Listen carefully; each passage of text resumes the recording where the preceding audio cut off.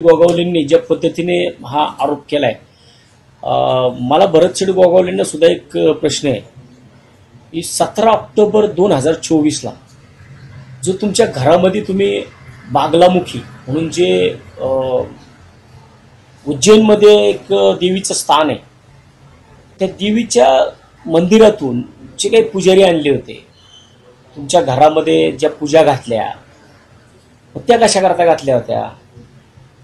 त्या पूजा तुम्ही घरामध्ये बोलवून महाराजांची पूजा केली, ते 11 महाराज बोलावले, त्या 11 महाराजांकडनं घरामध्ये पूजा करून घेतल्या, त्यांच्या पूजा केल्या त्या महाराजांच्या.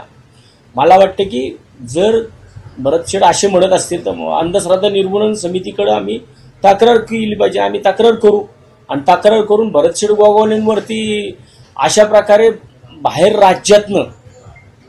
राज्यातनं मांत्रिक आणायचे, घरामध्ये पूजा घालायच्या, हे कितपत योग्य आहे? घरामध्ये पूजा घालून तुम्ही आघोरी पूजा आहे, व्हिडिओ आहेत, ते फोटो आहेत, ही घरामध्ये पूजा घालायच्या. निवडणुकीच्या आधी बरोबर 20 नोव्हेंबरला निवडणूक होती आणि 17 ऑक्टोबर 2024 ला भरतशेठच्या घरामध्ये मुक्कामी लोक होती. ही मुक्कामी लोक त्यांच्या घरामध्ये कुणी कशा करता बोलवले होते तुम्ही? तुमचा जर तुमच्या कामावरती विश्वास आहे ना, मग तुम्ही ह्या अशा आघोरी पूजा कशा करता घातल्या घरामध्ये? आता जो आरोप तुम्ही करताय त्याचे काही पुरावे आहेत आपल्याकडे? आता व्हॉट्सअपला व्हिडिओ आहे, फोटो आहेत, या सगळ्या गोष्टी माझ्याकडे आहेत ना. 17 ऑक्टोबर बरोबर 17 ऑक्टोबर 2024 ला हा सगळा प्रकार त्यांच्या राहत्या घरी महाडमध्ये, मला वाटतं त्यांचा फोटो बाहेर काढला शक्यता 100% काढणं. व्हिडिओ तर आत्ता देतो मी तुम्हाला. ज्या पूजा ज्या पद्धतीने घातलेली दिसतीये, होम हवन केलंय, त्याच्यामध्ये ते नाही का असे साधू बिधू बसतात, ओम फट स्वाहा करतात, अशा पद्धतीने ते दोन्ही हातामध्ये ते काय घेतलंय आणि ते त्या यज्ञामध्ये टाकतात. अशा प्रकारचे व्हिडिओ आहेत आमच्याकडे, फोटो आहेत त्यांचे. बरं, तुम्ही बाहेरचे महाराज आणून घरामध्ये त्यांची पूजा करताय. बागलामुखी म्हणजे हे असं ऐकून आहे मी की बागलामुखी म्हणजे हे अतिशय कडक असं देवाचं स्थान आहे की त्या ठिकाणी बऱ्यापैकी राजकारणी महाराष्ट्रातले तर बऱ्यापैकी जातात आणि एवढे मोठे चार्जेस आहेत तिथले.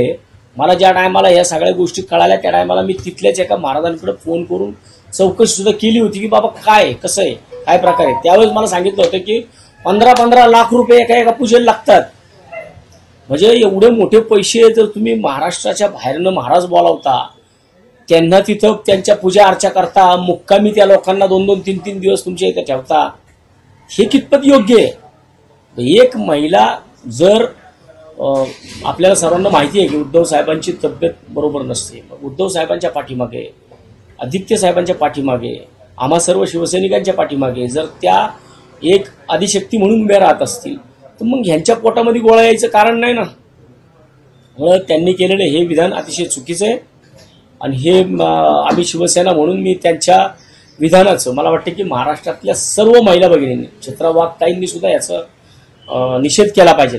एक महिला जर सक्रिय नाही आहे, त्या जर कुठं दिसत असतील, कोणाच्या पाठीमागे उभे राहतात, त्यांच्यावरती अशा प्रकारचा आरोप करणं एक प्रकारच्या सर्व महिला भगिनींवरती आरोप केले गेले आणि तो चुकीचा आहे. त्यांच्यावरती जर अशा प्रकारे आरोप करत असेल तर भरतशेठ, आम्ही तुमच्यावरती आरोप करतोय, तुम्ही अशा आघोरी पूजा का घालता? जर लोकांमध्ये जर तुम्ही जाता, लोकांची तुम्ही कामं करता, मग बागलामुखीवरनं महाराज लोक बोलून त्यांची पूजा करण्याची तुमच्यावर का वेळ येते? जनतेची पूजा करा, जनता तुम्हाला निवडून देईल. सर, एक मोठा इंटरव्ह्यू तुमचा झाला चॅनल थ्रू द पॉइंट मध्ये, त्याच्यावर टीका केली होती ठाकरे कुटुंबियावरती, त्याच्यामुळे आता असे आरोप होत आहेत का, काय वाटतं? बहुतेक तसंच दिसतंय, कारण हा जर व्हिडिओ वसंत मोरेंकडे अगोदर होता त्याने अगोदर सांगायला पाहिजे होता. परंतु ठीक आहे, जे आम्ही बोललो मग त्या दिवशी आपल्या टू द पॉइंट मध्ये ते बोललो, त्याबद्दल काही दुमत असण्याचं कारण नाही आहे. जसे त्यांच्याकडनं टीकाटिप्पणी होत आहेत तशा हजारो लोकांकडनं आम्हाला चांगले फोन पण आले की योग्य आणि वस्तुस्थिती तुम्ही मांडण्याचा प्रयत्न केला, हेही आम्हाला फोन आले. तर ठीक आहे, काही असं काही तसं हे चालतं. सगळेच तुम्ही बोल की 100% तुमचं खरं आहे ते पण नाही आणि 100% खोटं आहे ते पण नाही. त्याच्यामुळे अशा टीकाटिप्पणीला पण सामोरं जावं लागतं आणि चांगल्या गोष्टीला पण सामोरं जावं लागतं आणि म्हणूनच आम्ही भक्कमपणे पाय रोवून उभी आहोत. त्याचं कारण ते